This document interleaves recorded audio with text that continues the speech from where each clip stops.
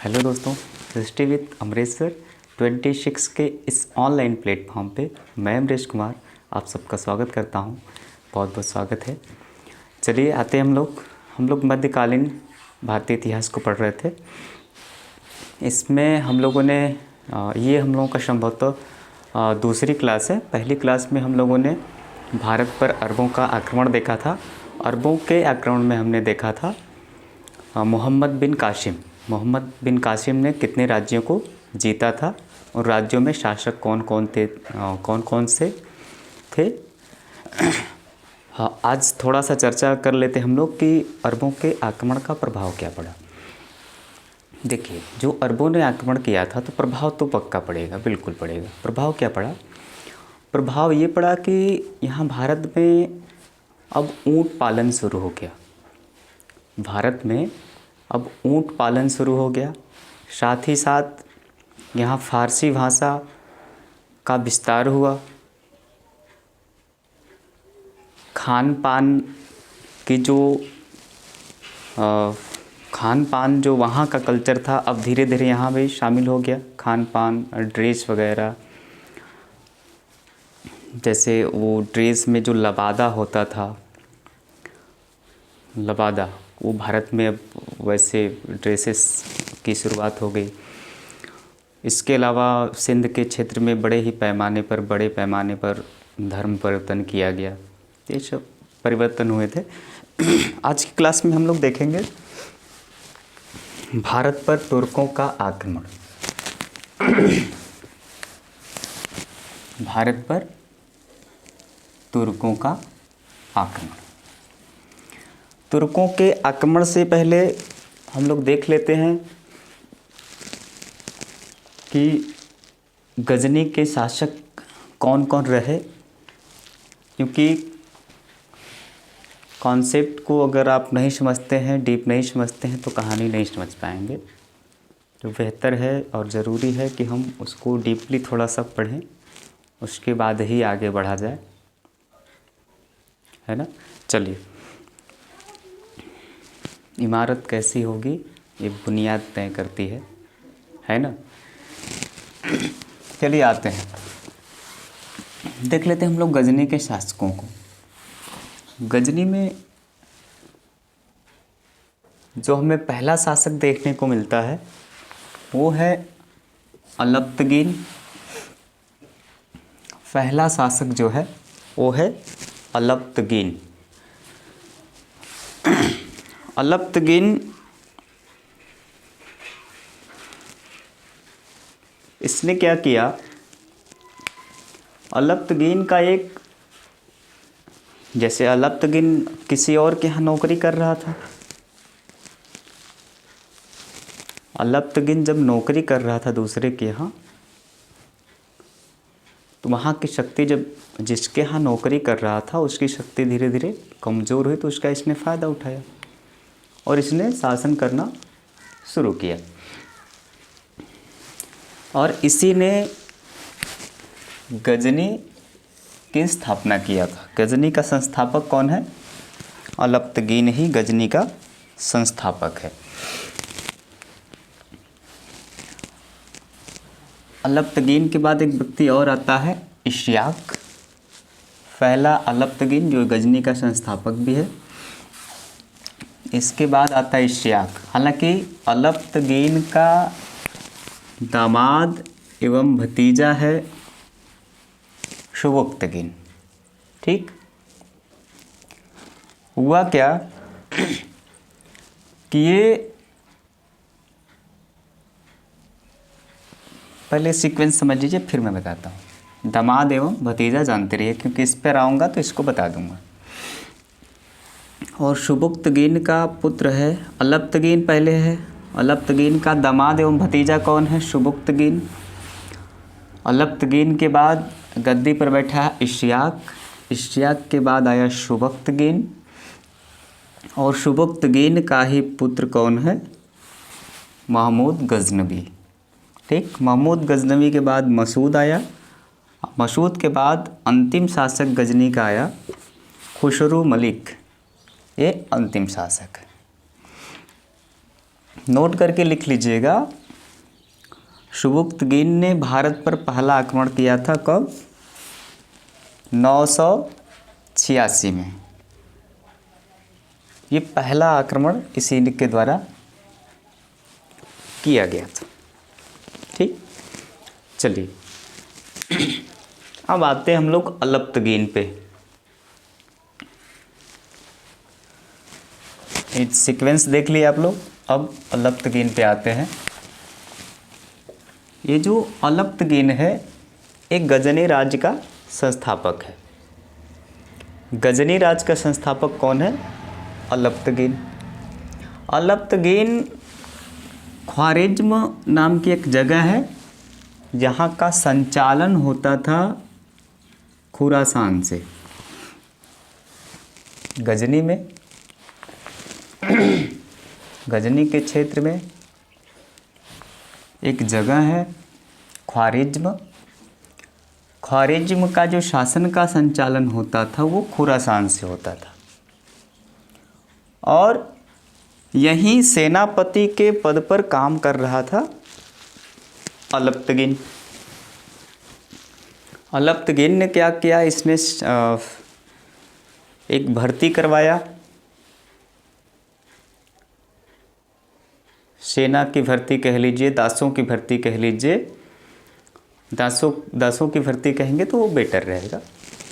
इसमें कुल संख्या 1700 थी। दासों की संख्या, तुर्क दासों की संख्या 1700 थी। इनकी भर्ती करवाया। इसी में जो शुभुक्तगीन है ये शामिल था। शुभुक्तगीन को भी इसी 1700 लोगों में शामिल किया गया था। 1700 लोगों में शामिल कौन है? शुभुक्तगीन भी शामिल है और ये इसका भतीजा है।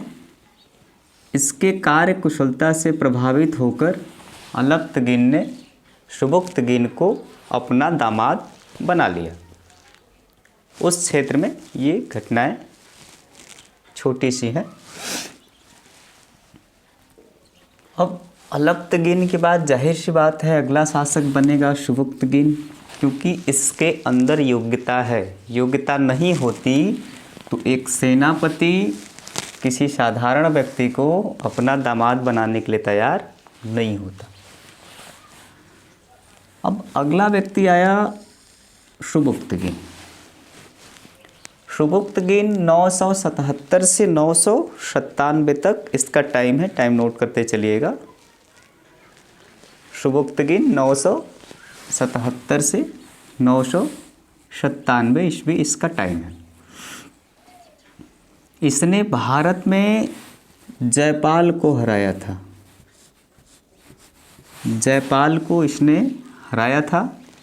हराने के बाद इसने काबुल, दो क्षेत्र काबुल और जलालाबाद, काबुल और जलालाबाद को जीत लिया।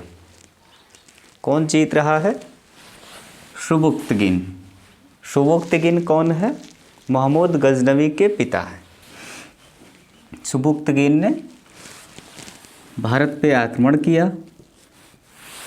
इस आक्रमण में इसने जयपाल को हराया, साथ ही काबुल तथा जलालाबाद को जीत लिया। अब जाहिर सी बात है शुभुक्तगीन के बाद इसका जो पुत्र है ये गद्दी पर बैठेगा। इसके एक पुत्र नहीं है, वैसे दो पुत्र थे।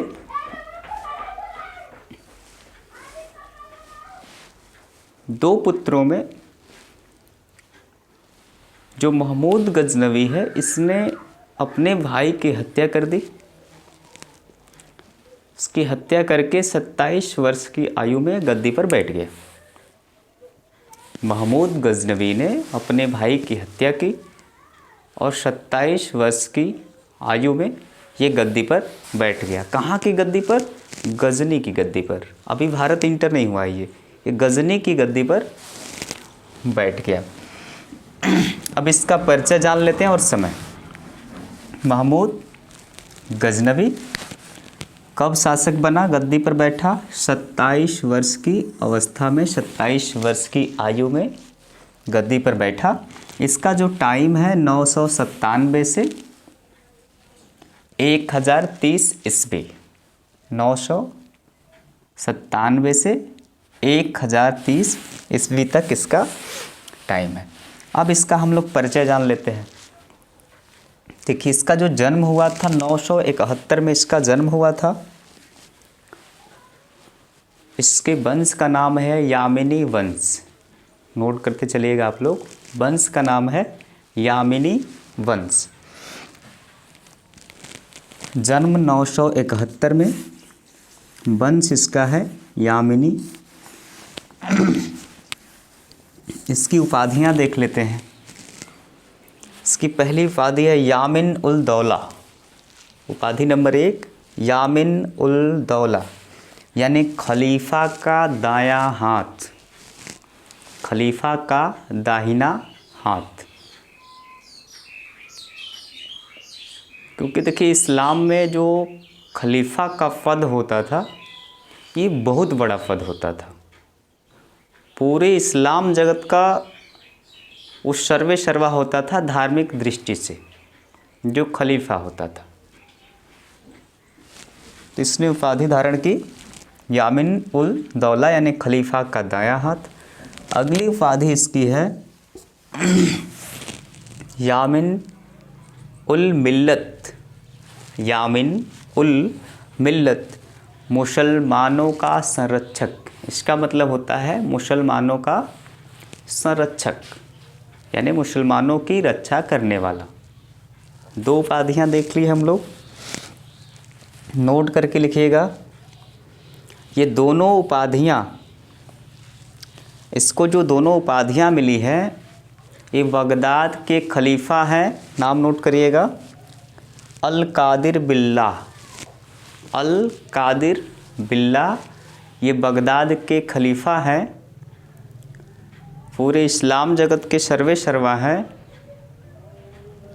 इनसे पूछ के लिया है उपाधि, इनसे अनुमति लेके उपाधि धारण किया। जब उन्होंने अनुमति दिया तब इसने उपाधि धारण किया। इस बात को आप नोट करके लिख लीजिएगा।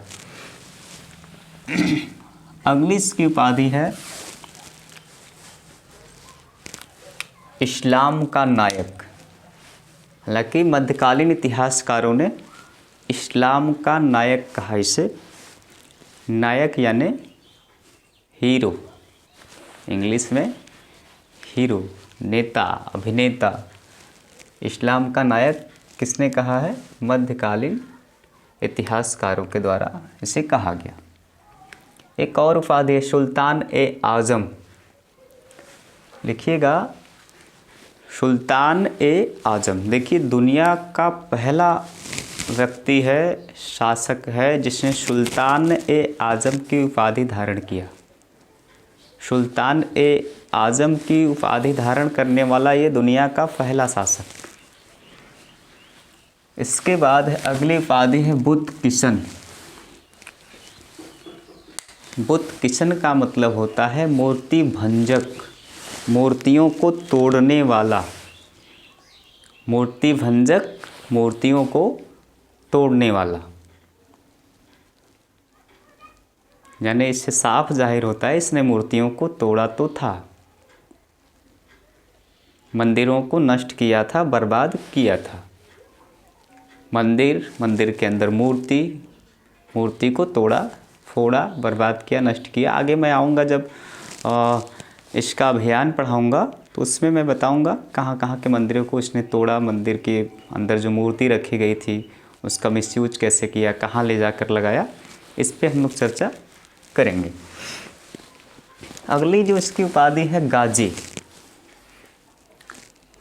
गाजी का मतलब होता है विधर्मियों का वध करने वाला। विधर्मी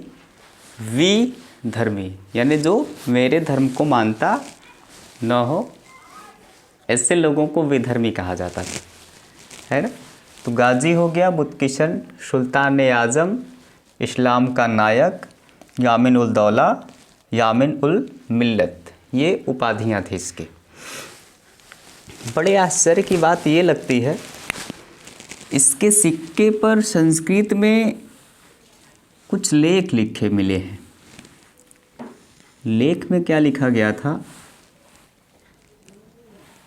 अव्यक्तमक, अव्यक्त मकह, मकम, हाँ, अव्यक्त मकम मुहम्मद अवतारह, अव्यक्त मकम मुहम्मद अवतारह। संभवतः इसका अभिप्राय होना चाहिए मोहम्मद का अवतार। ये संस्कृत में लेख मिला है इसके सिक्के पर। लेकिन ये जो घटनाएं हैं, ये जो जानकारी है, इसके युद्धों की चर्चा, तमाम जो जानकारियाँ हमें मिलती कहाँ से? स्रोत क्या है? कोई तो माध्यम रहा होगा जहाँ से ये जानकारी इकट्ठा की गई है। तो स्रोत देख लेते हैं हम लोग। आइए स्रोतों पे चर्चा कर लेते हैं। स्रोत में एक पुस्तक मिलेगी, तहकीक ए हिंद, तहकीक ए हिंद। इसके अन्य नाम भी जान लीजिए, किताब उल हिंद, तहकीक ए हिंद, किताब उल हिंद, भारत का दर्पण, मिन मकाला, इसी के नाम है। तहकीक के हिंद के ही नाम है किताब उल हिंद, भारत का दर्पण, मीन मकाला, ये इसी के नाम है। ठीक, ये किसने लिखा था भाई? इसका लेखक कौन है? तो लेखक है अल-बरूनी। नाम सुने होंगे आप लोग। अल-बरूनी इस पुस्तक के रचनाकार हैं, जिनका मूल नाम है अबू रेहान मुहम्मद,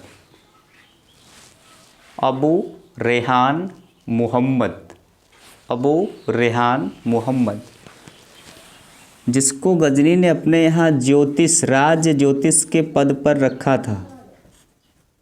राज ज्योतिष के पद पर रखा था। किसने रखा था? महमूद गजनवी ने। ये इनकी रचना कब प्रकाशित, कब इन्होंने लिखा था?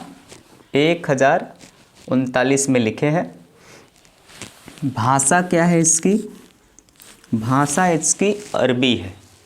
अरबी भाषा में ये लिखी गई है। एक प्रश्न है रहेगा आप लोगों से, जब भी वीडियो आप तक पहुँचे तो आंसर ज़रूर दीजिएगा। अरबी फ़ारसी दोनों में क्या अंतर है? अरबी और फ़ारसी में क्या अंतर है? बताइएगा ज़रूर। चलिए आगे बढ़ते हैं।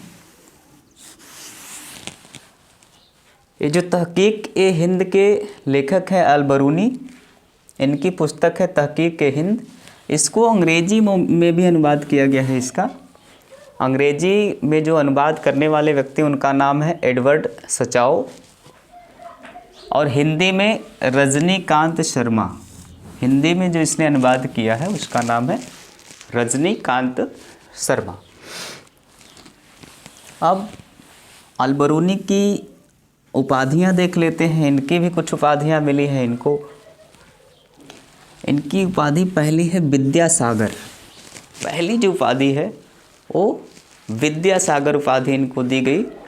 भारतीय लोगों के द्वारा, भारत के ब्राह्मणों के द्वारा यह उपाधि दी गई, विद्यासागर, विद्या का सागर, है ना। क्योंकि बड़े विद्वान थे ये। इन्हें प्रथम मुस्लिम विद भी कहा गया। प्रथम मुस्लिम विद, मुसलमानों का पहला विद्वान।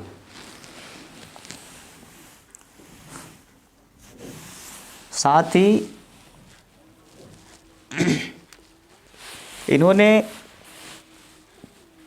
इनको संस्कृत पुराणों का, यानी भारत में जो पुराण लिखे गए थे उसका अध्ययन करने वाला पहला मुसलमान कहा गया।